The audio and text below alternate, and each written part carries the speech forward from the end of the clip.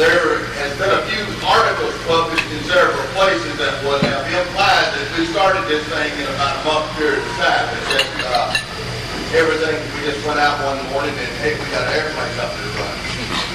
It was considerably different from that. And there's a lot goes into the process of selecting a product and getting everything all put together. The first thing you have to do if you're going to start a company of any kind is you got to develop some kind of a strategy that you're going to operate with. And in developing that strategy, you got to come up, the first thing is what kind of product are you going to build? We selected, the first thing we were looking for, we wanted a product that was already in existence, already got certified. How many of you read the current issue, the one that we're on the cover of, AOPA, College? How many of you read the article in there on our friend of the South, the fried fluorescent colored airplane? Anybody read that article? Well, you missed something. In that article, it stated that he has spent $5 million at this point just doing R&D, and he expects to spend about another $7 million getting the type certificate to use that airplane. That's a good reason why you don't go out and start with a clean sheet of paper and start building an airplane. It's just not affordable. There's one other thing that Dara hit me with when I came in today I'd like to clear up right now before we go any further. There's some rumor that, hey, we were not going to make it. We were going to run out of money or something to that effect. I want to straighten that rumor out right now. We are almost there. Last Saturday night about this time, we finished up the last flight work we had to do before we turned the complete data package over to the FAA. That was the NOAA certification. We certified the NOAA requirement, the 61 pitch prop, and the 65 pitch prop, so we'll get the 63 pitch prop. That's a 74 inch diameter. You think the name of the prop now? So that's it. Sorry about that. Another number this week.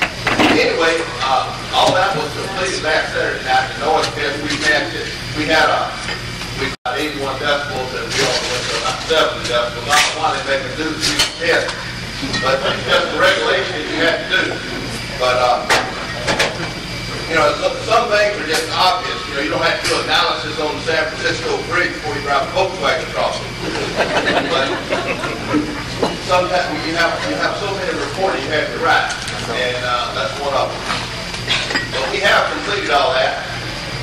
Our Tiger is in conformity at the present time. We're going through the process of conformity. That means we've got it staked out in the corner of the hangar, and all the QC people are going over, making sure that every part on the airplane absolutely is identical to the drawing.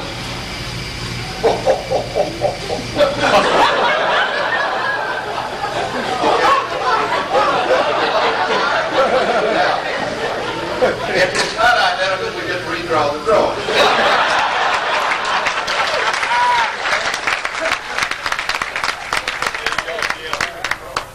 But it's not really a big thing. We can also do things like there's things called withhold tags and things like that we can get you to accomplish these things. There's not a chance in the world, ladies and gentlemen, that we are not going to produce airplanes.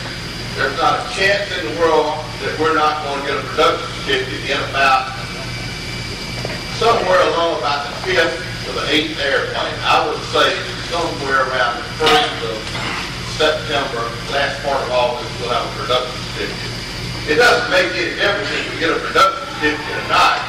Paul has been producing airplanes for a long time. He doesn't have a production certificate. You can produce under Simpson type certificate. The only difference is the FAA has to come out and test fly each airplane. That's the only difference. We are adequately capitalized. We one of the things that has caused us a little problem in our whole production process is Piper's problem. You think that Piper's problems don't affect us, but the vendors watch these things, and if Piper's having problems, they back up on us, and they watch us like a hawk. If we run a payable over 45 days, then our vendors start to say, what's going on here? And so they stop shipping to us. So, and having that vendor confidence is extremely important. But I don't want to get ahead of my story. Now I want to go back after I've got you sort of caught up with current events. I want to go back and give you a little history of that. Because of the high cost for developing a new product, we went out to find an existing type certificate with which we could produce.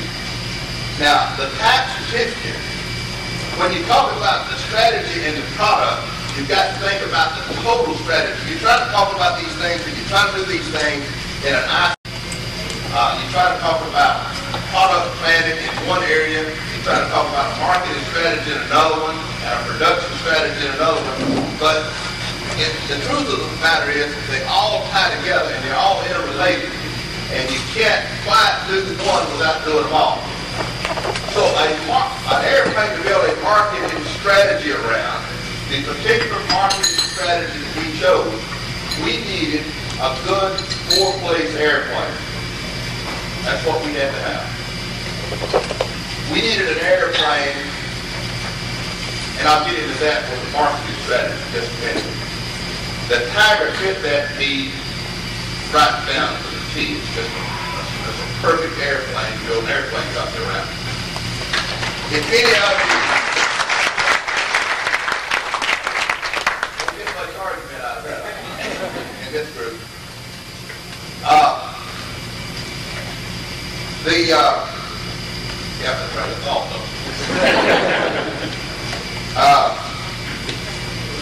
now, our production plan, the original production plan that we came up with, what we wanted to do, we had produced airplanes before. I ran another airplane company, Aircraft Company. I was president of that operation.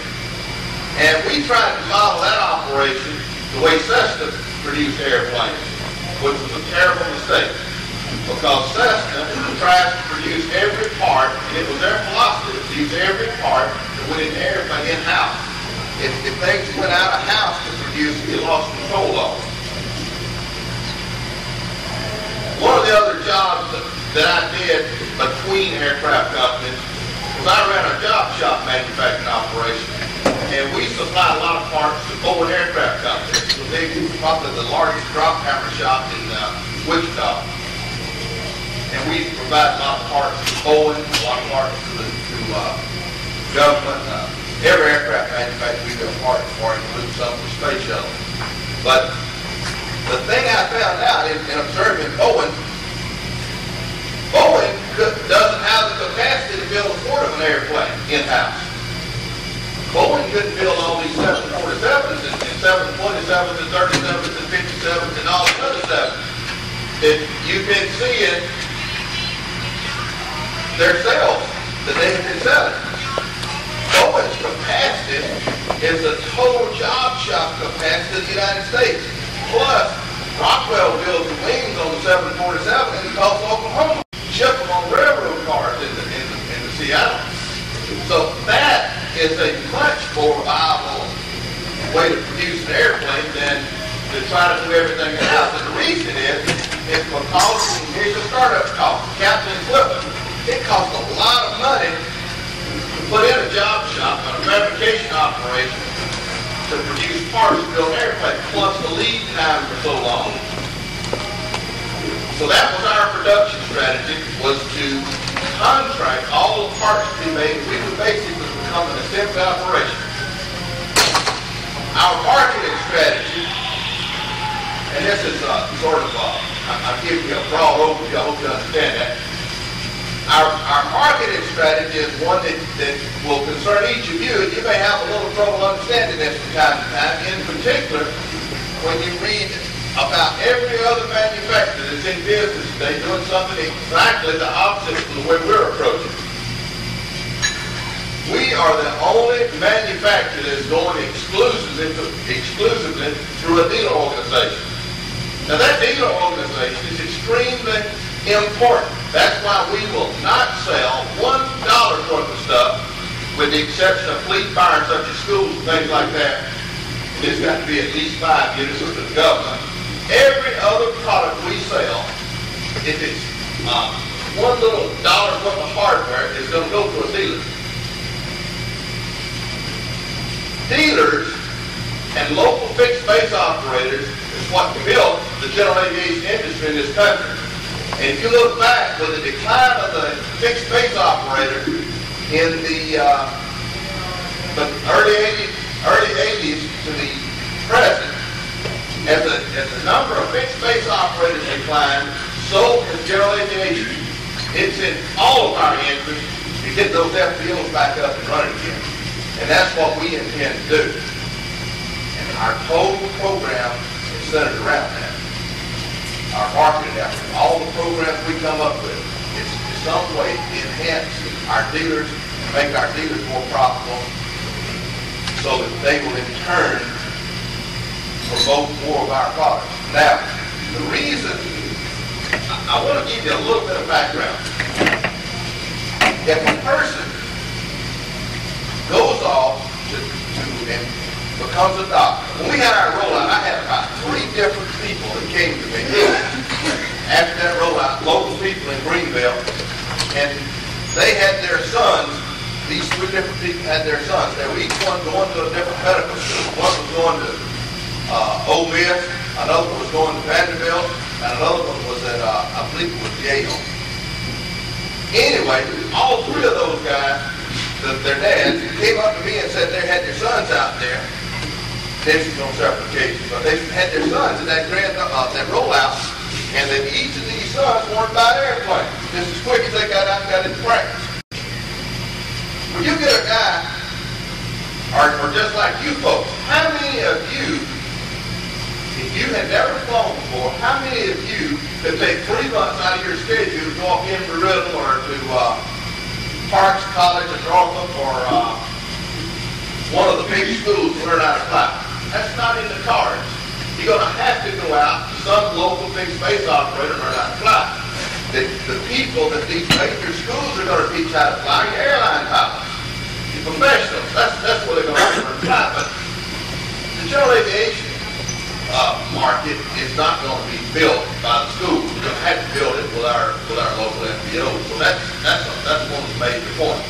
Now the reason this ties back into our product design is because we needed an airplane. That 4-place airplane had to be an airplane that you could teach people how to fly in. It had to be an economical trainer, a simple airplane so that you could afford to use it as a trainer. It had to be an airplane that you could use for a little bit of charter or rental. And it had to be an airplane that you could sell and make a profit. And the reason is see, a lot of these small fixed base operators will not sell 10 or 15 airplanes a year. That does not mean they won't generate that many sales. See, there's no rule that 10 or 20% of the dealers sell 80% of the airplanes, which is probably true if you only call a sale and close. But what actually happens is those 100% of those dealers create sales. There just happens to be a few of them that will always be sharper at closing the sales than the rest of them. That's just the way of life. A few of them will do what's necessary to bring the sale to a conclusion. Maybe it's some kind of a discount or something like that. Whatever it takes to get a sale closed, there's going to be some of it's going to be better than anybody else. Now, we got us a product, we got us a production plan, we got us an overview of a marketing scheme. The next thing we've got to do is develop a finance plan. Developing finance plan is, there's enough in that to write several books on. The most important part of putting a deal together is the finance. And believe me, I've done it a lot of ways that's wrong, and I've done it one way that's right, and this one is right. And I cannot tell you except the providence of God did it for me. I couldn't have done it. Because I don't believe in very many self-made people anyway. I think there's a higher being that takes care of those things. But, and does it who he will. But anyway, this time we got a good finance plan put together. Initially, it didn't start out to be good. It started out, first 6 or 8 months we had a struggle. And then the people in Greenville, and this happened to the location, get the proper facilities, that sort of thing, which is important. Timing is important. All these things come together to make things happen that are good. And the people in Greenville came forward and they wanted to support this thing. One of the best things that ever happened to us in this company was at a very crucial time. You people came down there, are a great representation of the AYA came down, and we rolled that first airplane out. You'll never know how much that meant to us, how much that meant to the community. I could sit down there and I could talk to boards of directors and I could talk to investors for weeks on end and tell them how great a deal was and how right the market is. But when you flew in down there and the enthusiasm that you had for the product, it just cinches the deal. That time, and unfortunately at that time, we weren't really trying to sell any stock. We weren't trying to raise money at that instant in time. But if we would have been trying to sell stock, we would have sold $10 or $15 million worth of that matter.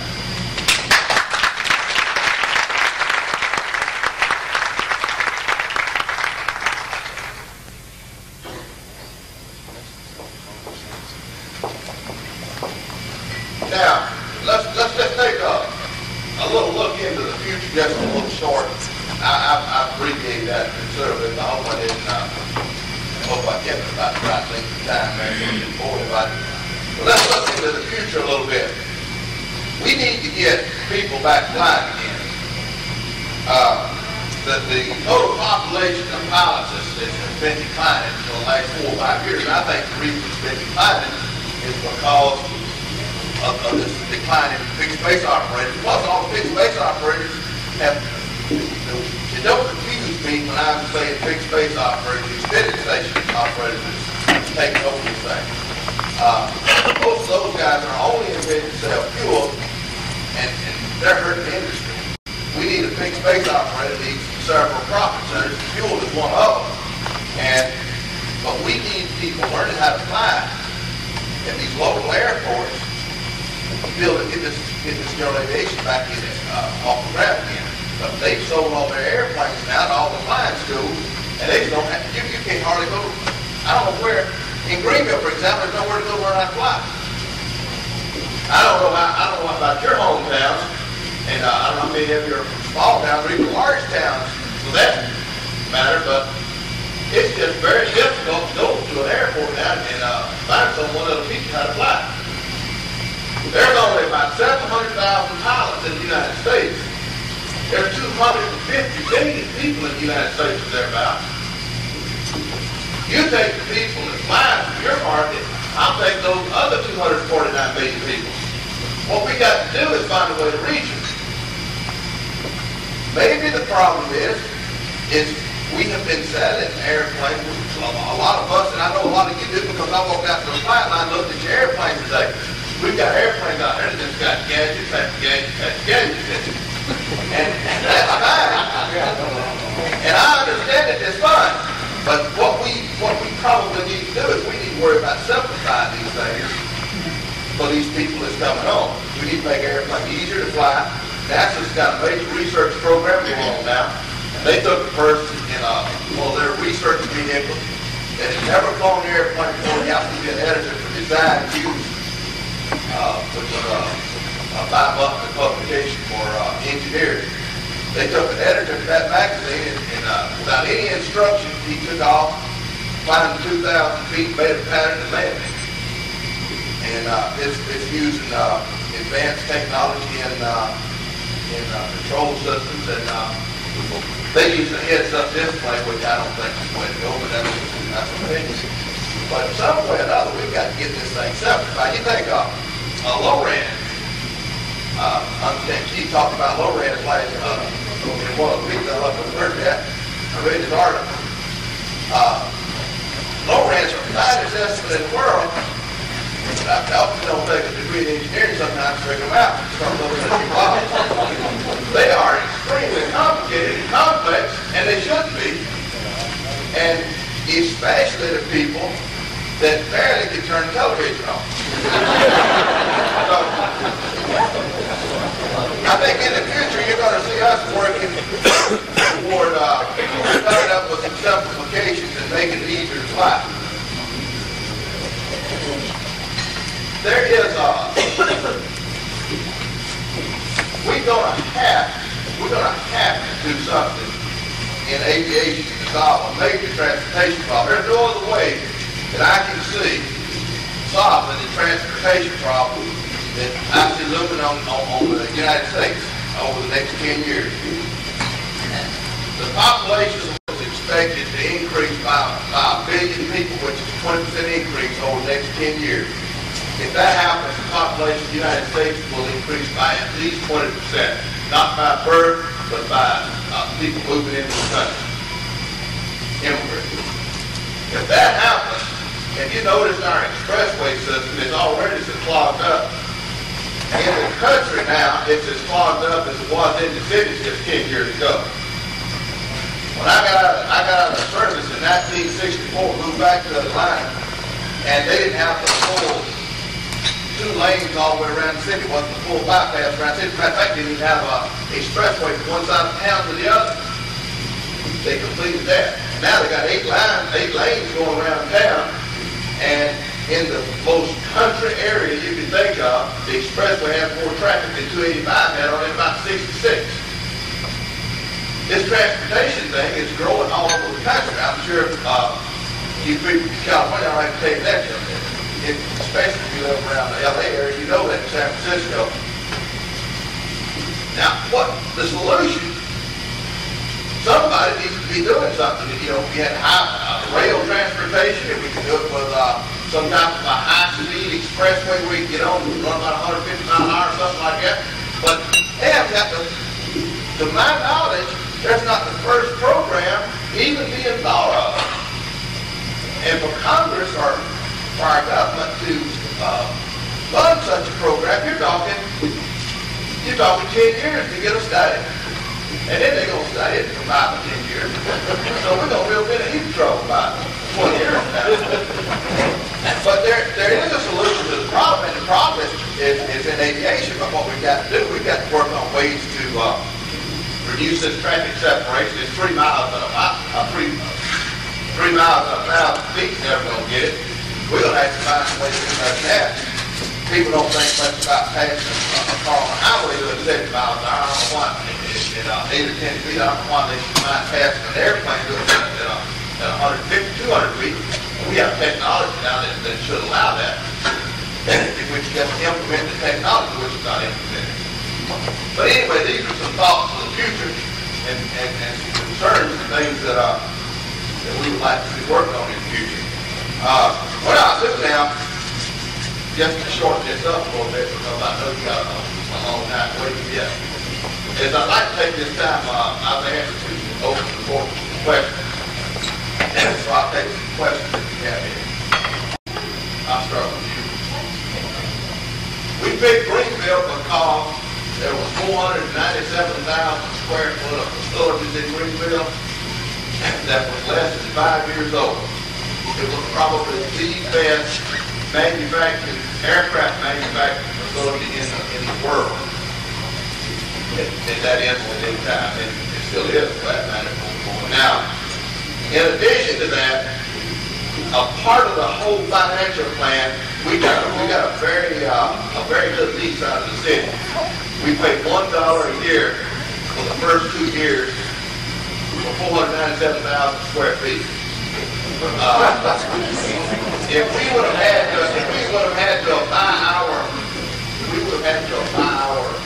facilities on the open market, we would have never made it.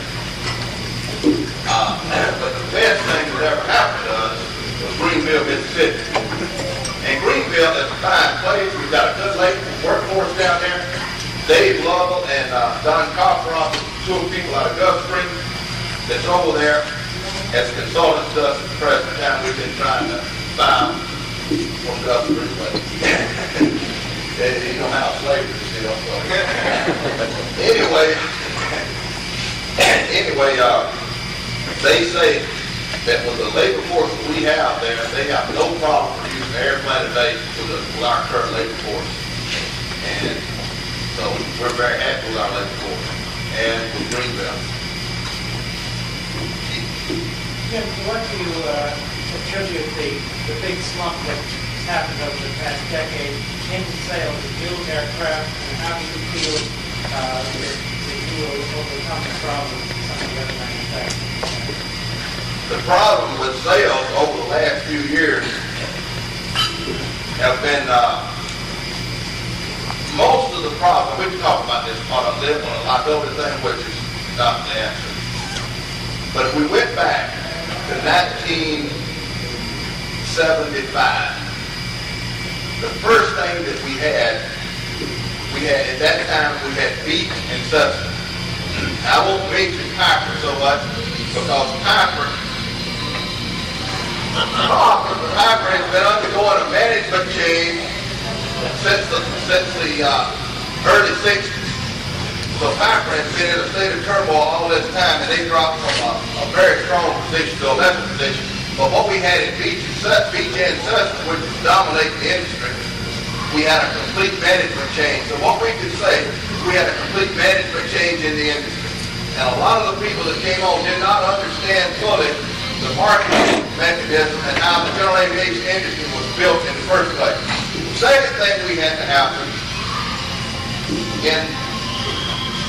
when Mr. Carter went to Washington, my fellow Georgia, and he put in the Federal Reserve a guy named Paul Volcker, and they decided they would combat inflation by raising interest rates. They raised interest rates up into the 20% range, 22, 23, 24%. Fixed base operators and aircraft dealers are very leveraged, just as automobile dealers and tractor dealers, farm implement dealers and all that. What we did, we put all the fixed base operators out of business. When we put all the fixed base operators and all the dealers out of business because we forced inventories on that they couldn't handle. We just shot general aviation in the foot. General aviation would appear, if you listen to the people in the FAA, I'm talking about the people, the leadership, the head people. If you listen to them, you would think general aviation was a sunset industry. They talk about turboprops and jets increasing to 2,000. They talk about piston-powered airplanes remaining constant at about where they are. They got their head in a barrel. They can't see. It's got to increase piston-powered airplanes and light general aviation airplanes, but it's got to increase by recovering these fixed base operators and get this backbone of the general aviation industry back in place. The air traffic control system in the United States seems to be trending towards more complex. There is increasing the cost of flying and increasing the difficulty of attracting people to learn to live. How would you propose dealing with that kind of problem? Well, first thing I think when we find a solution to that problem, I do believe there's a solution out there, but I don't believe it lies with a ground controller telling two people, hey, you're about to run together up there. I think we're going to have some instrumentation in the cockpit that's going to be able to aid us, just like the fighter jocks, they don't use their eyes to pick out their targets. I think we're going to have instrumentation in the cockpits of airplanes that will point out our traffic for us, and we're going to have a system that will allow us to fly closer to them. Did you happen to see the article, the paper presented by Bert Rutan at the CAA convention, and it was published in the Sport Aviation magazine a couple months ago about that, about in the cockpit collision avoidance systems and the electronics and the software that they available today. That's absolutely available. I had a guy from California named Mike Gilbert. Anybody? I was hoping he'd be here. He has a Grumman airplane, and he has developed a collision avoidance system that's not in production anywhere, but he's tested it in the airplane. And the way it operates is it operates on pretty much like Ryan's TCAT works, but it does one thing more. It actually measures the signal going out. Your own transponder uses it as a radar. I know it's more into that, but there's a lot of people that's got good ideas on how to solve this problem, but I think we have tried to solve these problems by bureaucrats and administrators rather than entrepreneurs and technologists, and I don't think it's going to work with bureaucrats.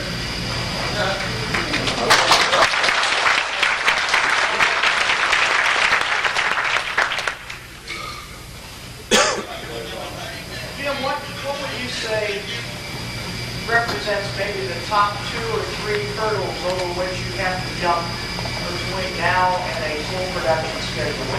What do you see as the major problems right now? Well, as I just pointed out, we did an amended type certificate, and the amended type certificate, we're only waiting on the FAA for that. The other hurdle that we have, we've got a few internal problems in certain areas. There's a few departments that we're a little bit weak on, and we're working to solve those problems. But the vendor problem, the one thing we're going to have to do, Bill, and we're going to have to modify our production plan slightly, because what I told you all was not exactly the way Bowen works, although it's close. Bowen has one other thing that we don't have that we're going to have to implement, and that is in-house shop, a hot shop. And Bowen has in-house capability. If a part comes up with a line stoppage item in a 30-day time frame, they have the capacity in-house to take care of that problem and go ahead and use those parts. So we got some problems like that. You'll probably see us do more and build this capability. But we fully expect by the end of September, and we produce 8 airplanes in September. By January, we expect to be at about 20 airplanes a month. We just slipped about 6 months. That's not, hey, I don't apologize for it, because I'll tell you something. One thing you can't do, you can't raise money and not be an optimist.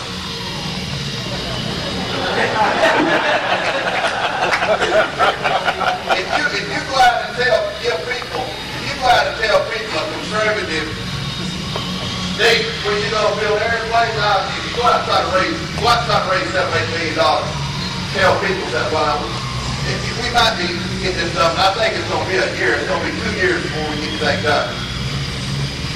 It's easier to go out and raise $3 or $4 million, show some progress, then raise another $2 or $3 million, show some progress, raise another $2 or $3 million. That's sort of the game plan, and we're on our last $2 or $3 million now. What's the future of the two-place? The future of the two-place. During our rollout, we had a bunch of people that were very nice to us out of this group. Some of them are not here. We went out and eat on, I think it was Saturday night. We went out to the marina and eat, and they give us a little fire range. And I want to tell you in front of them that we really appreciate that. Norm was there, and I think Irene was Adam was there, and I made a mistake by beginning this naming process. I got myself in a trap because I can't remember everybody. But anyway, they were a very nice group, and there were one guy was from Michigan there. Chuck McNair, right? You'll have to forgive me, in another 15, 20 years, I'm going to learn everybody's name. But until I do, I might refer to them as this guy and that guy, if you don't bother. But anyway, we promised Chuck that we'd give him a list of all the A1 owners that we had, which we did the next week on Tuesday. I promised we'd have it. We sent it out to him on Tuesday, and he was going through the AYA. He was going to go to each of these people and find out what parts you needed on A1, and we were going to take care of those problems for you. Now, that don't think I answered your question. Right. I didn't intend to answer it directly. I don't know what we're going to do on A1. If you'd asked me that a week ago, I'd have told you we'd never see it again. But we do have some calls, and you can't tell. You may see one. It won't be the same, I'll tell you that. There'll be some differences. We think we may have a few things that'll make it a little more docile. Some of this stuff that we were talking about a while ago, NASA has developed something in doing spin tests on these products. NASA developed something called a spin resistance airplane, and they've taught the FAA into developing this certification called spin resistance certification, and it's some devices that you can add and take off, by the way, it will. And you make the airplane very docile and very safe for training purposes, and then you can take it off. You got all your characteristics back if you want to.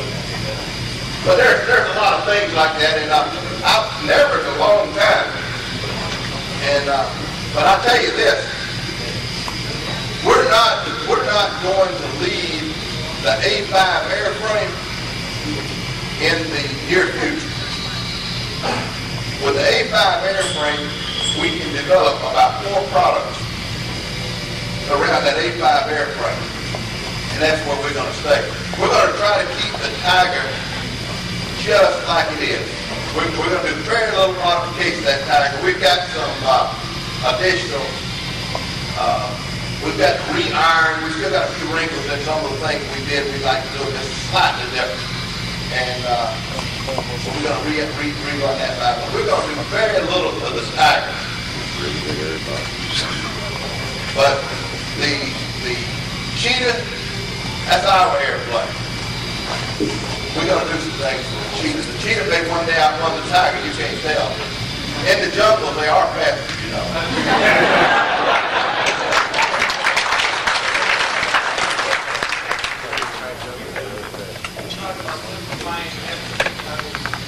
Aiding the FPO network setting up. So how can you aid an FPO network in the primary training and IFR certified Tiger when the students don't need that kind of equipment? Isn't that a bit overkill? Yeah, it is. That's what happens when you try to make a product fit all needs. And I'm first to admit we're painting with a big, broad paintbrush.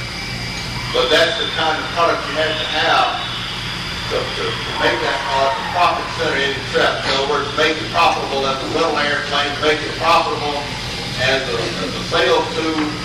You see what I'm saying? I understand, but it's a contradiction. No, it's not a contradiction. Most 152s that Cessna turned out in the late 70s was a complement of business. So it was a lot less rent than a 170.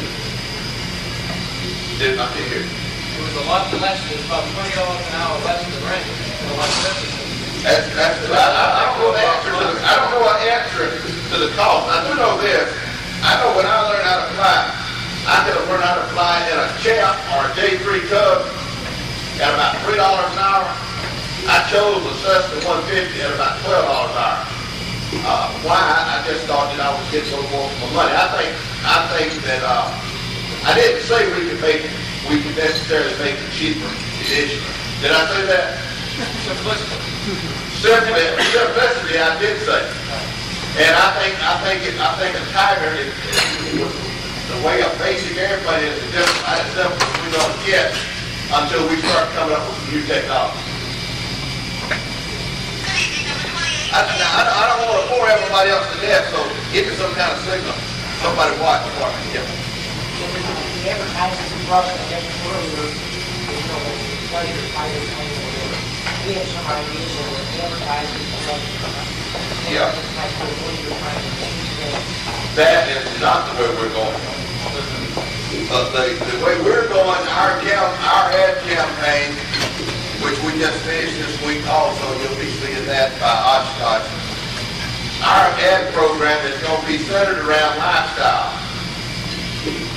We feel that it's very important that we sell airplanes to housewives. I hope you lady pilots don't shoot me. But don't attack me before we get that door. Just give me a warning, I'll run. But generally speaking, this is not a male chauvinist thing, but it's been known by aircraft marketers for a long time that women kill airplane sales. And they kill airplane sales because they want a new BMW in the driveway because BMWs are sold by lifestyle.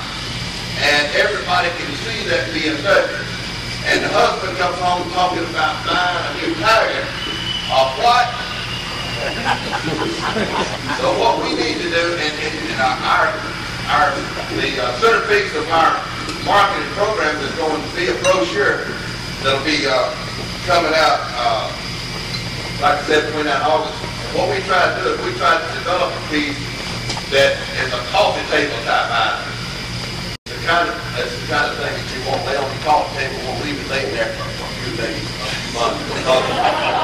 We recognize the fact that airplane purchase decisions are not instantaneous. It takes about a 30 to 90 day gestation period. I hate to cut